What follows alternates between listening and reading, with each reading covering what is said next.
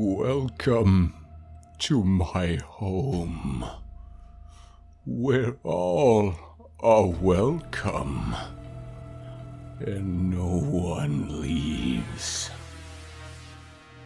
You think you know pain? No. When I am through with you, you will know pain.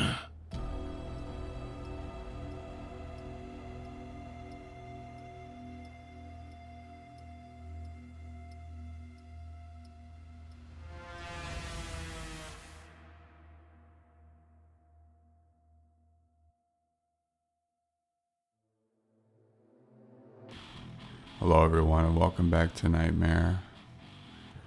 For tonight's episode, I'm going to be narrating a tale for you called They Know I'm Here Now. We've all heard the story of Sasquatch, and tonight we hear the story of a first encounter with the beast. A story credited to Leviathans on Fandom Creepypasta.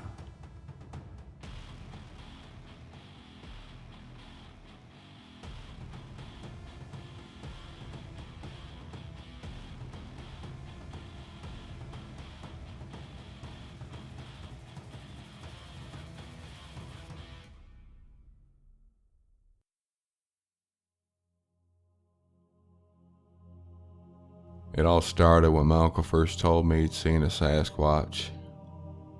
I didn't believe him, but something about the way he told the story just captured my imagination. I thought maybe he'd been mistaken in what he'd seen. I know now that I shouldn't have doubted him. There's a vast forest just beyond my backyard that stretches all the way to the back of a cliff face.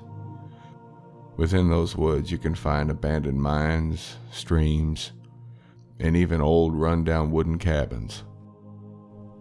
This is the playground of my early youth and the inspiration for many camping adventures. One fall night, my Uncle Peter came to visit.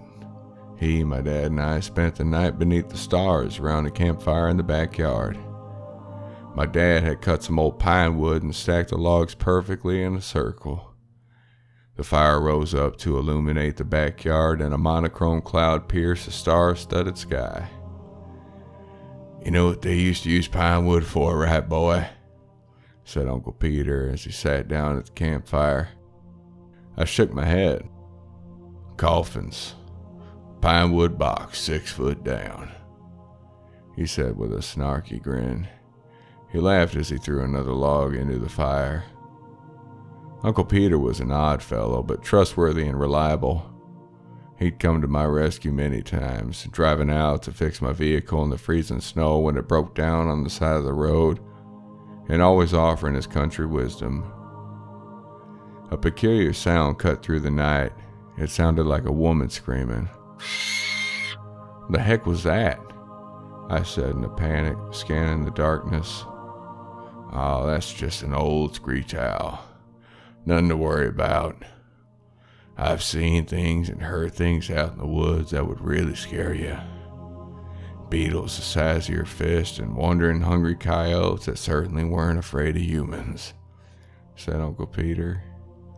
For some reason, this didn't calm my nerves. My uncle then looked at me with a dead serious expression on his face and said, "You want to know the weirdest thing I've run into out here?" My dad and I knew that he was about to tell us anyway, so we both agreed. "Well, it was out in that national forest just north of here. I was out after dark collecting firewood, and I started hearing these odd knocking sounds as if someone was hitting a stick up against a tree trunk. Then I heard an extremely loud noise that made the hair on the back of my neck stand up.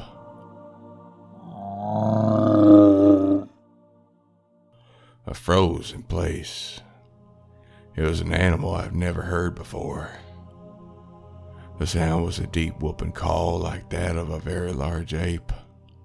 The next thing I knew, I saw 2 sets of orange glowing eyes in the dark. I shined my flashlight on it only to see an 8-foot-tall upright standing creature, like a man but covered in thick dark brown hair. It let out another one of those whooping cries, and I booked it out of there immediately. I never ran so fast in my life. Never seen anything like it, hoping never do again. My dad and I were completely silent as Uncle Peter told his story. Afterwards, we were visibly tense, and we didn't spend much longer at the campfire before heading back inside. My uncle only laughed at our fear. "See, not so worried about that screech owl now, huh?" I wasn't entirely convinced by my uncle's story. I wondered if he just made it up to scare us. I mean, that's what a campfire story is, right? I thought maybe he'd just seen an odd bear obscured in the dark and mistaken it for something more. Surely even avid outdoorsmen can be mistaken, I thought. It seemed more likely than the idea that there were an ape creature out there somewhere living out here in the forest. I couldn't believe it. I had to know for myself. So, in the weeks that followed my uncle's visit, I got the bright idea to head out into the nearby national forest where he supposedly had seen the creature. What a mistake that was. I set out on my adventure in my dad's old mud-covered pickup truck, with only a camera hanging from my neck to document whatever I saw. A canopy of trees stood above me in a colorful autumn variety. A bizarre feeling walked alongside me as I wandered along the path. It was evening time, and my surroundings were beginning to turn a blue tint. I walked through the forest with great uneasiness. 1,000 eyes were watching me. The fall wind drifted through the environment and across the leaf-quilted forest floor. Suddenly, a knocking sound. It was hollow, an unmistakable tap on the side of a far-off tree trunk. I took a step forward. Again, a distinct knock, wooden in tone.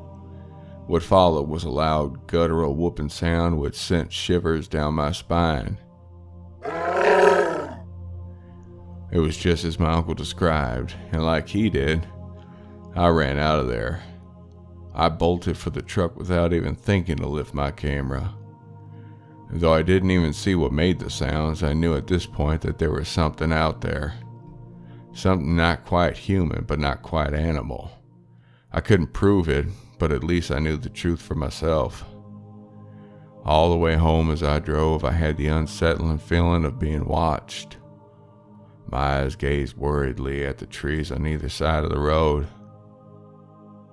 I couldn't shake the feeling until I pulled into my driveway. I went to bed that night without even bothering to share with my dad what I'd heard. I didn't feel like telling anyone about my experience. Hours later, I awoke to a sound in the backyard. I grabbed my flashlight and walked out onto the back porch. To my utter horror, I saw a pair of bright, glowing orange eyes at the edge of the woods.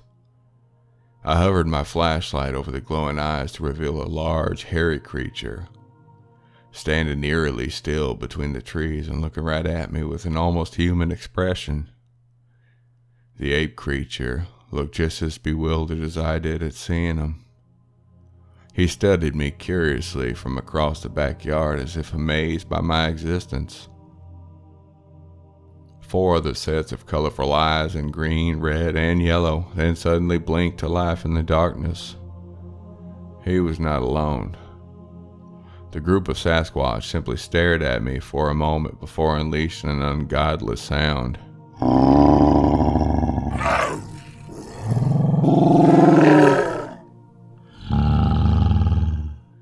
I quickly went inside and bolted the door shut.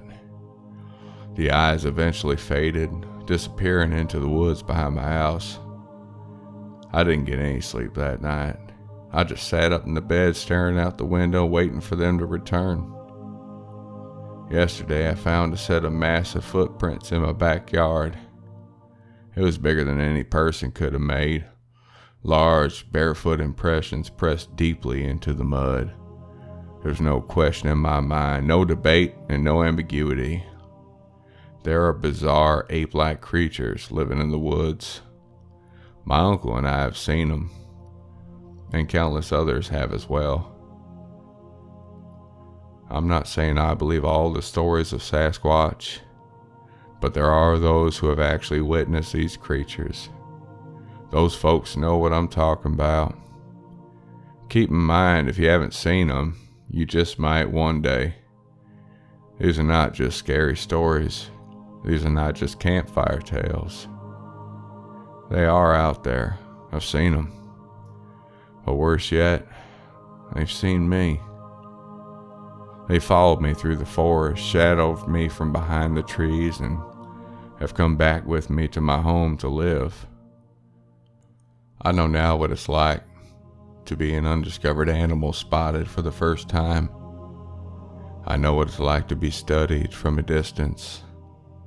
I can't hide. There's nothing I can do. They know where I am. They know I'm here now.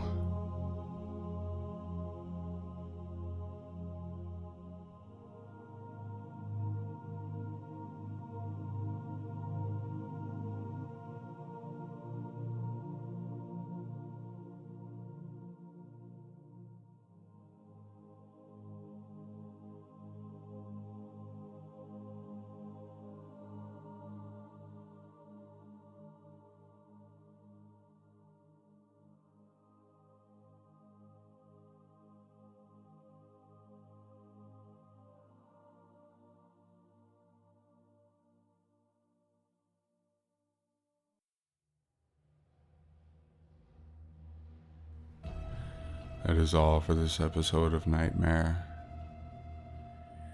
If you have any suggestions or stories that you would like me to narrate, please email me at nightmarepod@gmail.com and like and support us on Facebook and Instagram.